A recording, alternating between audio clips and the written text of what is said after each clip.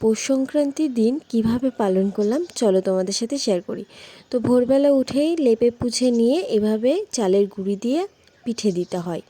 এরপরে করতে হয় আমাদের বাস্তু পুজো। তো ঘরে এভাবে ফল এবং আতপ চালের ভোগ দিতে হয়। তারপরে তারপরে আর কি তারপরে আমার most favourite part Poush Sankranti, সেটা হচ্ছে আলপনা দেওয়া। জানো তো আমি কিন্তু অতটা ভালো আলপনা দিতে পারি না, তবুও চেষ্টা করি নিজের মতো। আর আঁকতে আমার বেশ ভালোই লাগে। এখন অতটা আঁকা হয় না, কিন্তু আগাগোড়ায় কিন্তু আমি আঁকতে খুবই পছন্দ করি।